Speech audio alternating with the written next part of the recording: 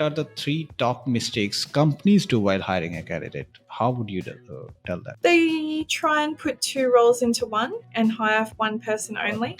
Not just two. Let me correct. I'm Three or running a four. company, so I'm telling you that not just two. We try as many as we can incorporate.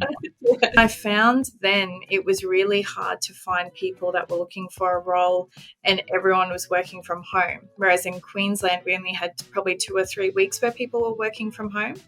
So the challenges, I think there's a lot. A lot of people perhaps don't want to come back and work in the office. They want to do remote work.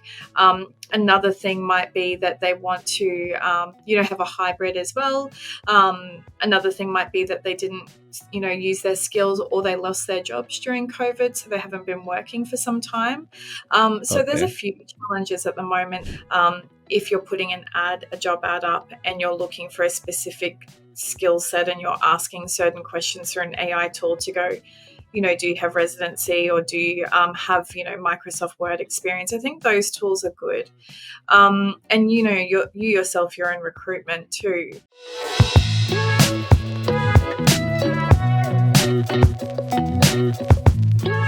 Hello everyone, my name is Ali. I'm the CEO of Al-Burraq Technologies, and as promised, we have a different tech star today. She is right in the middle between the companies and the candidates. So we are going to talk to Tanya Abbey. How are you, Tanya? Good, thank you. How are you? I'm good. Thank you so much for asking, and thank you so much for joining us for the podcast today. No, thank you for having me. Thank you. Okay, Tanya, it would be great if you can give us your introduction so that our audience can connect with you and we can ask different questions related to your journey. Yeah, of course. Thank you so much.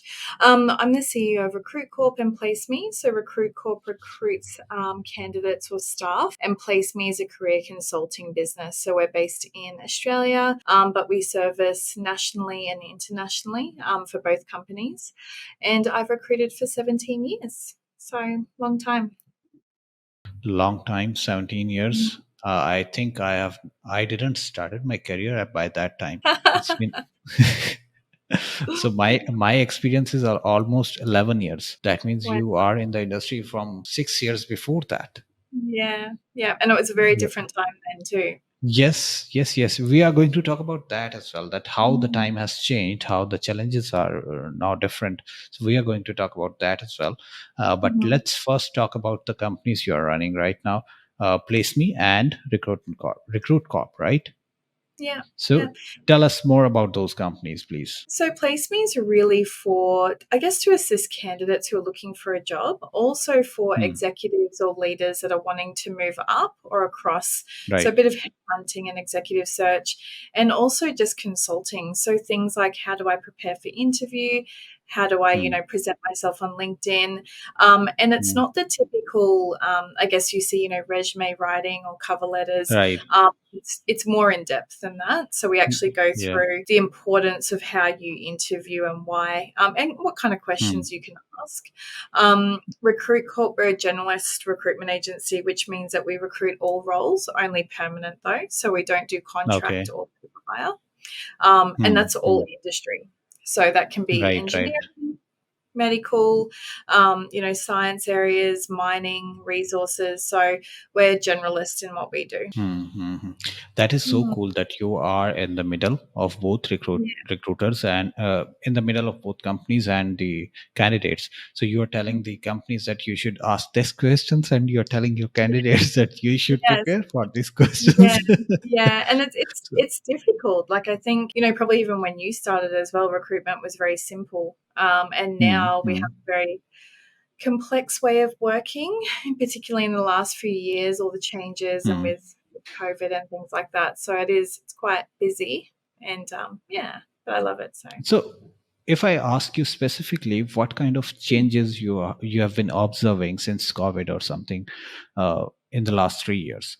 What kind of changes you are facing, and what kind of challenges you are facing, which are very different from the past? Well, I think, and so I'm in Gold Coast, which is in Queensland, but in Melbourne. So in Australia, all of our states were separated in terms of lockdowns, which was a bit silly, but each state had a different kind of rule. And I think Melbourne, Victoria had one of the longest lockdowns. They were in lockdown for over 2 years. office. And I found then it was really hard to find people that were looking for a role and everyone was working from home. Whereas in Queensland, we only had probably 2 or 3 weeks where people were working from home. So Hmm. the Hmm. challenges, I think there's a lot. A lot of people perhaps don't want to come back and work in the office. They want to do remote work. Another thing might be that they want to, have a hybrid as well.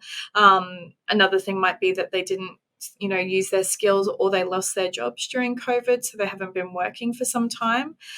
So there's a Okay. few challenges at the moment. And I think as well probably the emotional stress too of what Hmm. Hmm. COVID brought, I guess, to the working environment. But I think the company's mindset also got changed after the COVID. Mhm. When the COVID came, many companies moved toward the remote, right? But remote has its own dynamics. Remote had its own benefits and drawbacks as well, right? So all the companies faced those remote challenges, and some of them were okay with that. But because every person has a different personality, every company has a different culture, right? So Mm. many of the companies were like that, we are not going to use it, right? And the candidates were not willing to shift from remote to on-site positions. So Yeah. how were you, do you think that these insights are correct? I think I get quite technical with it. So during COVID, companies had to, with the larger companies, they were able to move people to work from home. But if you think about smaller companies, if right Hmm. down to people having computers, they had to buy laptops or they had to organize remove lists to get the computers physically home. Do they Hmm. have the space in their house to actually work? What if they have kids? What if they have roommates that are also working from home? A lot of disruption. And I think there is a blend. I think now, really, if you're going to hire, the work from home option is great, but I think anyone starting in a new role should really start 85, 90% in the office, and then eventually do that work from home, because how can you train someone remotely? Like, Yes. 15 to 17 years ago, all the IT developers and software engineers, they all worked from home because that's the work Hmm. that, their work is very intensive. It requires focus. But if you have, administrators or call center, um, not everyone likes to work from home. It's some people, especially in sales, some people need that environment where they need to be around their energy. So it's hard. It's very much a case by case basis, and not a lot of small businesses can afford to have people at home, for so many reasons, for Right. retention, training, Right. extra computers, things like that. Hmm. I Mm, can agree with that. That these challenges are there for the small companies and the large companies, and the mindset mm, of the candidates as well. That some mm, people are not willing to go to the offices, some people are willing. And mm. one important thing one of my guests said was that remote work is not for everybody. Remote work is for the specific group of people who can manage themselves, well, and they don't need to be commanded, or they don't need to be forced to work on something. So Mm, it is good for those people, which mm. I found very insightful, and he was it was making a lot of sense, right? Well, So I think if you're older too, you hmm, know how to work. If you have hmm, someone that's hmm, coming out of university that's maybe 18 to 20, or yeah. even out of school, so a little bit older, have they built the structure or have they got the, I guess, training to know how to work as well? Okay, let's talk about using AI as well in the recruitment, right? Mm, There are many tools right now uh, that are using AI for the recruitment process, or for the uh, resume updates or something like that. So, how many AI tools you are familiar with, and which of the tools you're using on the frequently on a yeah, daily basis or something? I think, and really, I think we either call it CRM or platforms or AI tools. AI tools are good. To, I guess, shorten the recruitment process. For example, if you're putting a job ad up, and you're looking for a specific skill set, and you're asking certain questions through an AI tool to go, do you have residency, or do you have, Microsoft Word experience? I think those tools are good. And you yourself, you're in recruitment too.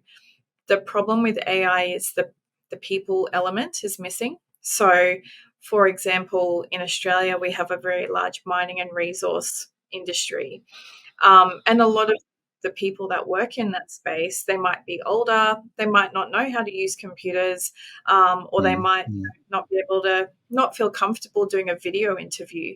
So, Yes. will they be discounted or disregarded because they're not comfortable doing that? So I feel like AI is good in some aspects, Mm, but in mm, others, there is a challenge there where some, really good people might miss out on a role. A lot of the time, we tend to hire, we interview people from overseas, and if they're talking into an AI generated, resume, filter or something, their accent might mm. not, translate too. So I feel like it's good for some things of the recruitment process, but certainly I think when we're interviewing people, it needs to be done by an actual person.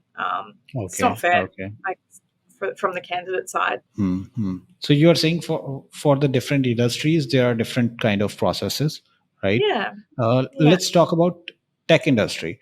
And in the mm, tech industry, I used to say that because the techies do understand their own field, so they started replacing that field first.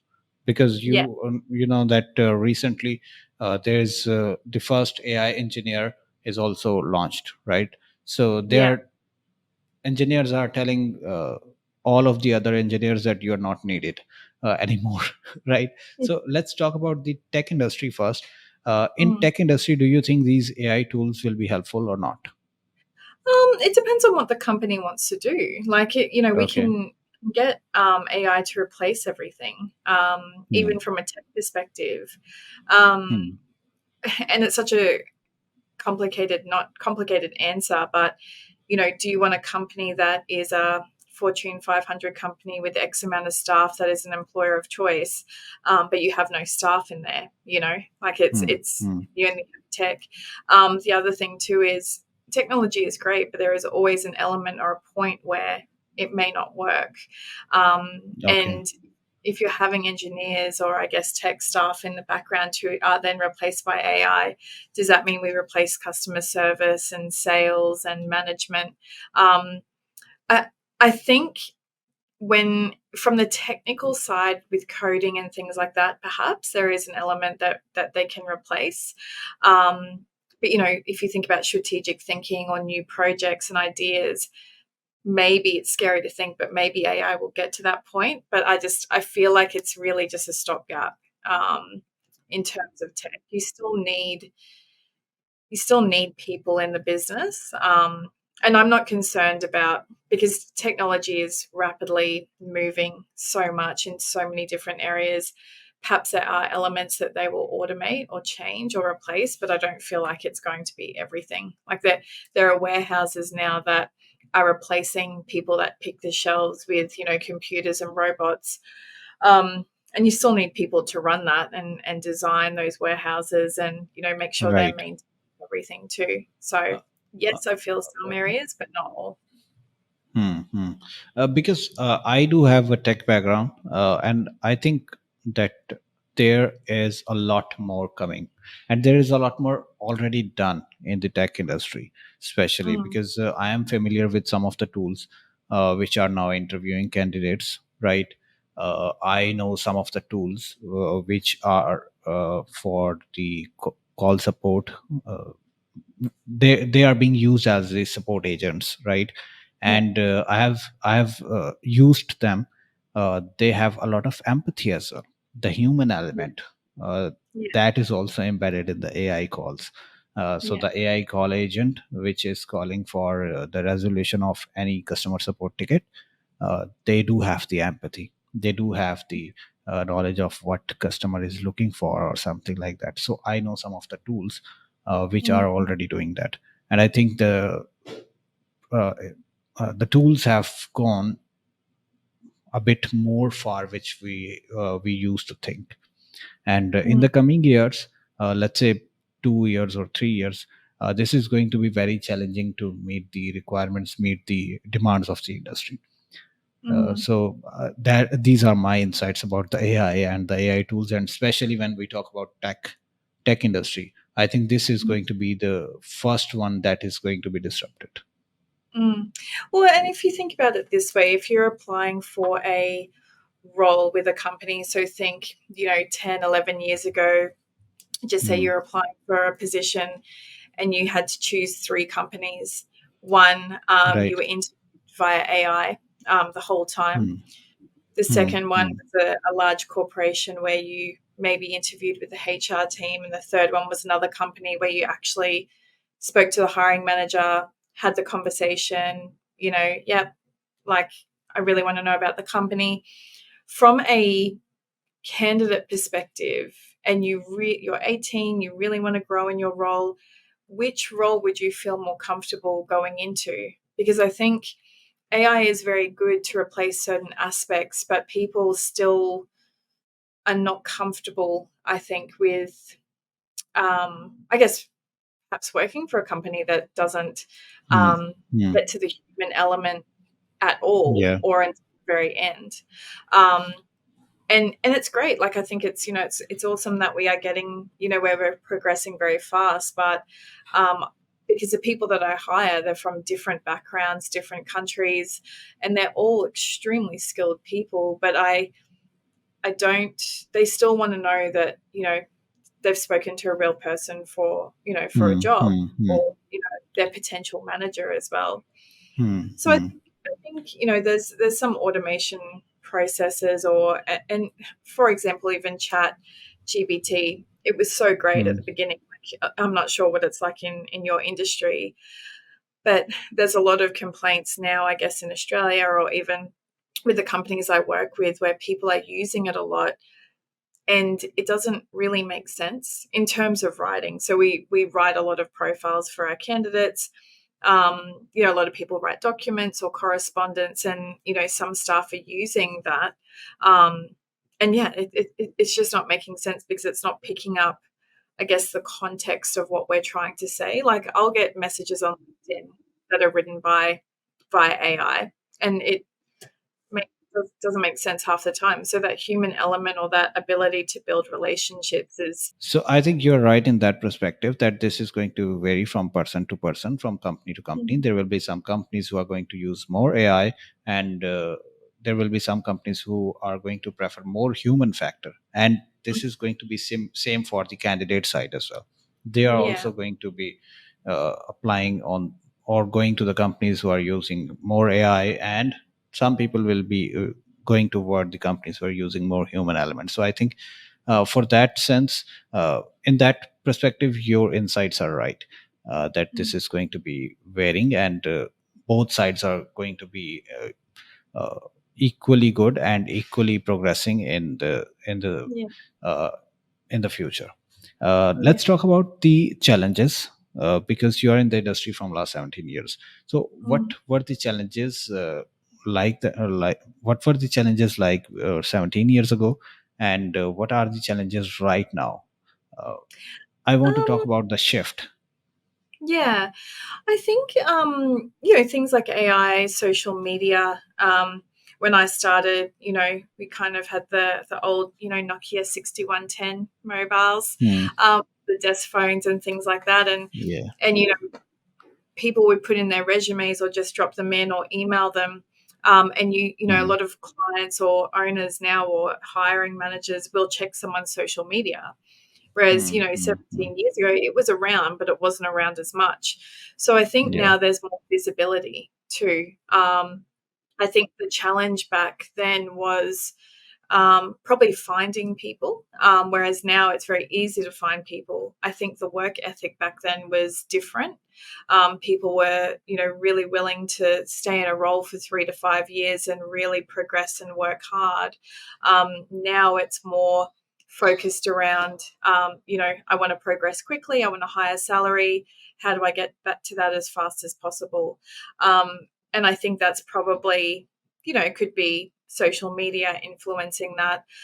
It could be that we went through a period during COVID where a lot of people saw, particularly in IT and marketing, digital marketing, that their skills were really valuable. So they, particularly in Australia, they inflated the job market in terms of salaries because they kept asking for more money, and companies needed it. So I think marketing's changed a lot in the last 17 years. Back then it was newspapers and billboards and the internet, and now it's very complex, and there are so many different roles that sit under the marketing banner. So I guess challenges now, regardless of whether a company is big or small, is probably management. Understanding how to motivate a younger generation or manage them. The other thing too would be, I guess, for companies to get comfortable with that hybrid remote working, or a bit more flexible on start and finish times at work. I think, when I first started out in recruitment, it was, people were really, happy to just work in any kind of role. And they were, kind of grateful for that as well. And they are now, but it's more about salary, benefits, can they work from home? Uh, so it's not it's still, we're very successful in what we do. It's not a difficult market. It's just changed a lot because I also went through the global financial crisis as well during the recruitment. So quite a similar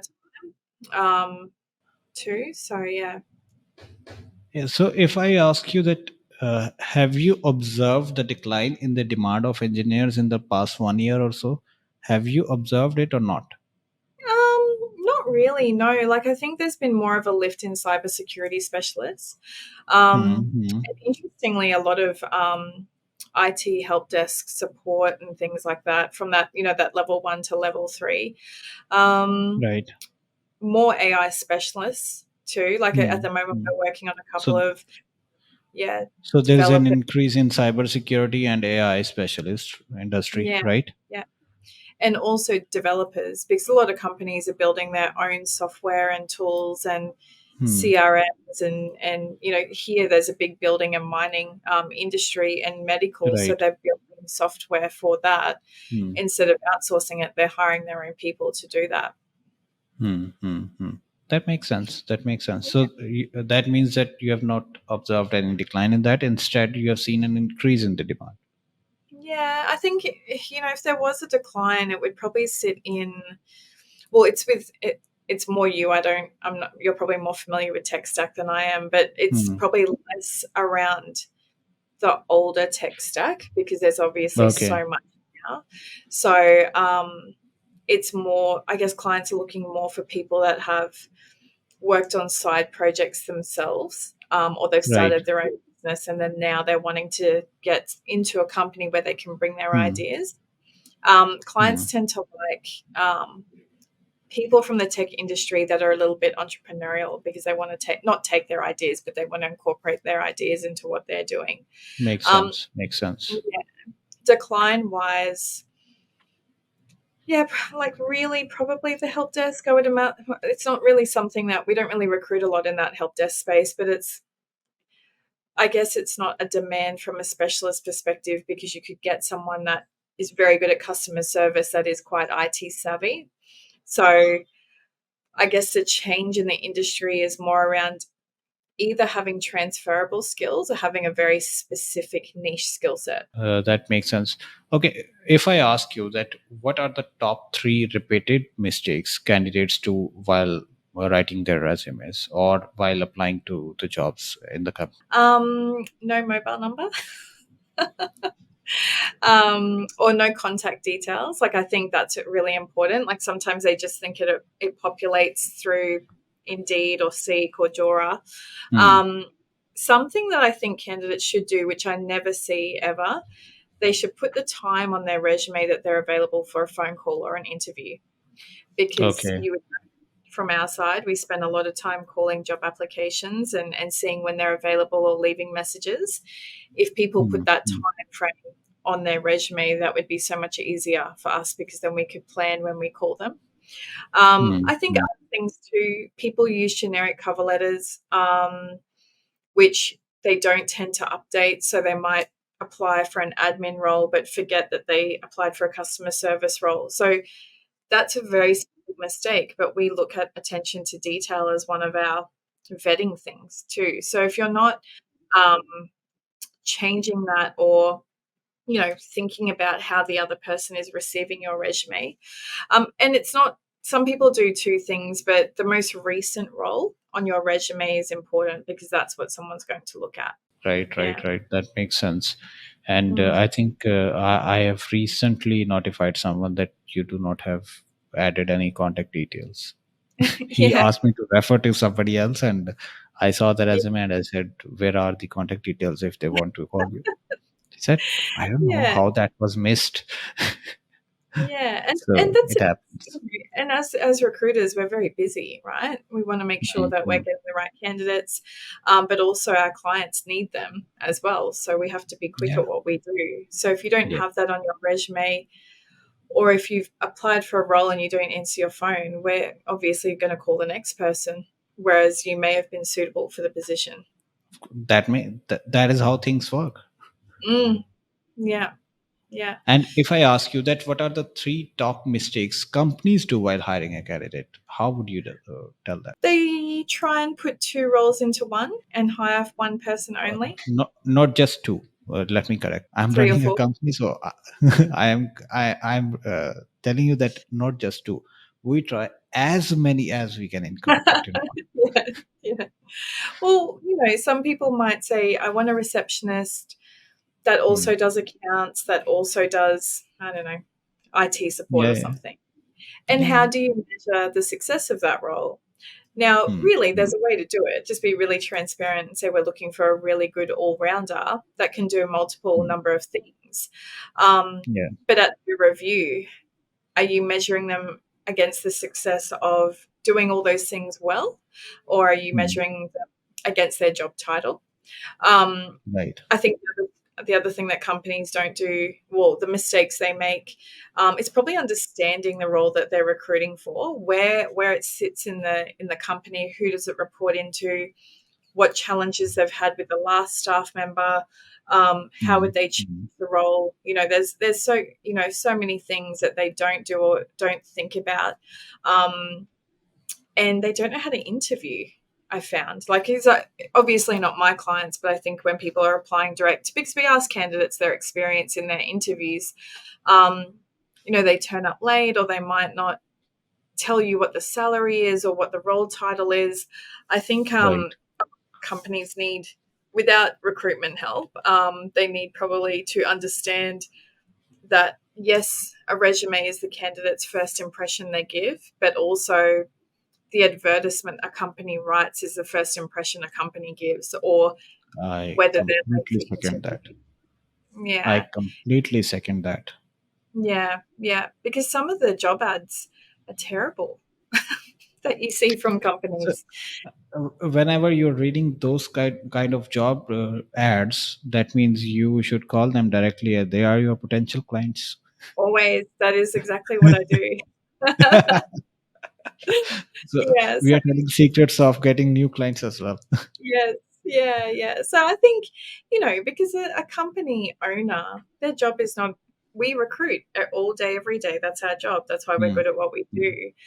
Yeah. Owner is around, they run the business, and are they the best person really to interview people Yeah. for their company, because they're too biased, or they have in their own mind what they want versus what they actually need. Hmm. Hmm. So, do you remember any funny story like that you have seen some of the funny or some very stupid job post or Oh, something or yeah, resume? there was a few. There was a few this week actually they were posted by other recruitment agencies, and Okay. recruitment. So it was like, work in a really fun job. You have to earn, $1 million each quarter or whatever, because you won't make it past 6 months. Like, really inappropriate things that you shouldn't put up there. It's Hmm. only for people that are hunters. You have to be like aggressive, and there's some, and then there's obviously bad job ads where people say, they're looking for, a particular age, which in Australia you legally can't say that anyway. Okay. Okay. Or they write things like, don't apply if you aren't resilient, just things, like that.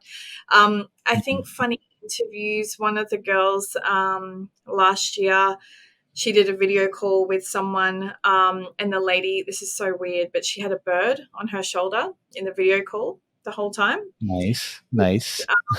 It's probably not something you should do because it wasn't for a vet or anything. It was just an admin role. But yeah, Right. there's a lot of hilarious stories. I think people forget that they're an interview. You know, sometimes Yes. Yes. they Yes. get very relaxed and I would say not sometimes, many times. yeah, and if We you're also have, if you're yeah. a good recruiter, you tend to create a space of you know safety, of course, so they can tell you, but in that space as well, people become Mhm. very relaxed and tell you all their stories, which the art of recruitment is to be able to persist through the interview and also be really professional as well. So, Right, right, right. That's so good. Those were some really good insights, Tanya. And I would like to thank you for those insights. I hope the people who are listening to this, they are going to learn a little bit out of it, right? yeah. And that can impact their career journeys. Thank you so much, Tanya. No, thank you so much for having me. I appreciate it. Thank you. Have a nice day. And for the audience, do subscribe us so that we can keep bringing more tech stars to your screens.